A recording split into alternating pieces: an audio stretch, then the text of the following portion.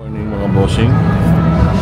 So it's December 28th and tayo ay merong meet and greet today with our KOJC family dito sa Tokyo.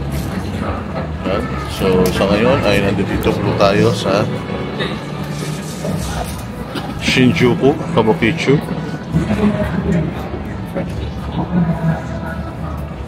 So inaantay lang po natin yung ating sundo and inaantay lang natin yung ating mga kasama. So we will be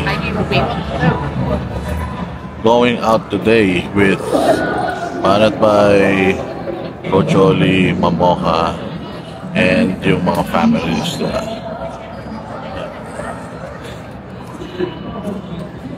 yun nga. So we're actually excited to meet our KOJC family in Tokyo. Alam naman natin na nanggaling ako sa tatlong KLCs sa West Coast sa Amerika. Specifically sa San Francisco, Vallejo, Los Angeles, Van Nuys, and dyan sa may Las Vegas. Yung dyan sa may strip, sa the strip. Galing tayo dyan sa mga KLCs dyan. Nag-attend tayo ng mga services. And today, Saturday, so we're gonna meet them sa kanilang community dito sa Tokyo. And tomorrow, we will be going to Shibuya para umattend naman doon sa peaceful march in support kay Inday Sara Duterte. Kaya makita-kita tayo dyan mga Pilipino dito sa Tokyo. Hindi lang dito sa Tokyo, yung mga kalapit lugar ng Tokyo, kita-kita po tayo para makapaghahatid tayo ng suporta para kay VP Sara. Alright? So, document natin yung ating activity today with our KOJC family para naman ma-update kayo kung kamusta naman sila and kamusta ang sistema dito sa Tokyo. We will also try to interview mga KOC members dito sa Tokyo and of course hihingan na rin natin sila ng kanilang message para kay Pastor Apollo. Merry Christmas everyone. O, diba? Welcome to Japan. Coach Oli. Hello po. Hello po. Boss D. Moha. Siyempre, nandito din yung poging Coach Oli namin. Yeah. Yes, sir. Saka nandito yung mga natin. Kaibigan natin mga Duterte supporter. Ayan si DJ AI. Ayan, diba? Kakanta yan ng Mariah Carey mamaya. Oh, ayan na, oh. Hello. Hello. Gusto na kayo? So, yan. So, nandito na tayo. At tayo ay kanilang atin lang sa kanilang year-end party. Year-end party na cake. Diba? Saya-saya. Look, this time. And so, nandito tayo ngayon sa year-end party ng KOJC dito sa Tokyo. Siyempre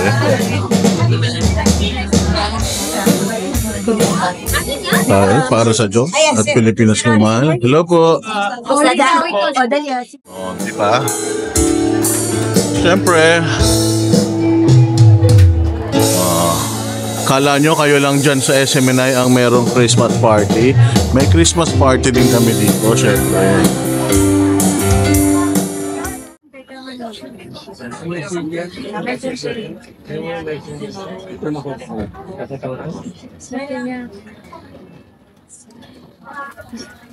Good afternoon, everyone!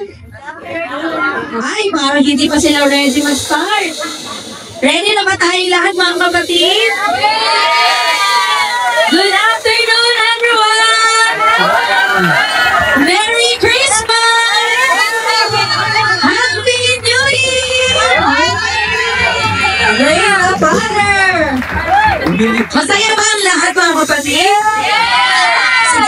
Ipakita nyo ang mga kapatid ang inyong kasiyahan. Show your kingdom smile. Victory smile mga kapatid. Victory smile. Dahil talagang victorious tayong lahat sa taong 2024. Amen.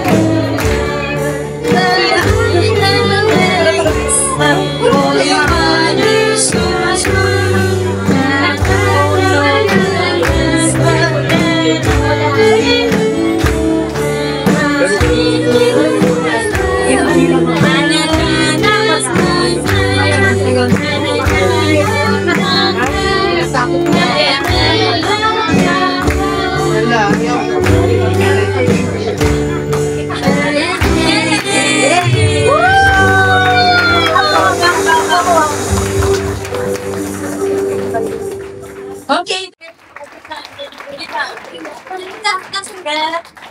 One, two, three,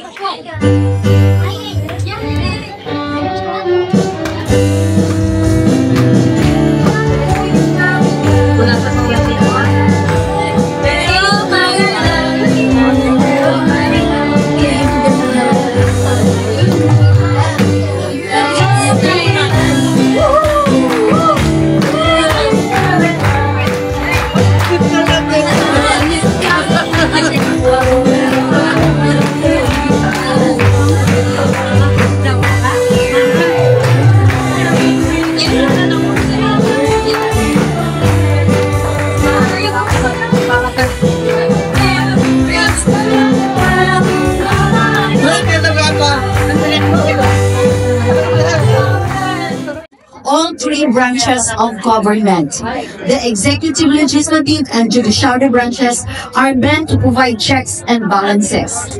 The House Speaker, with only 0.575% of the Vice President's votes, has the audacity to bully the VP that the majority of Filipino people voted.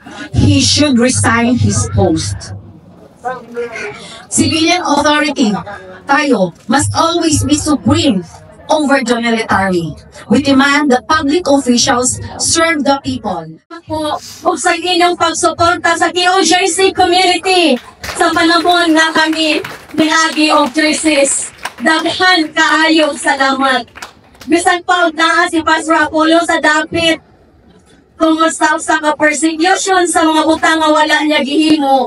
Apan padayon ang iyang paghigugma sa Pilipinas. Padayon ang iyang mga plano para sa Pilipinas.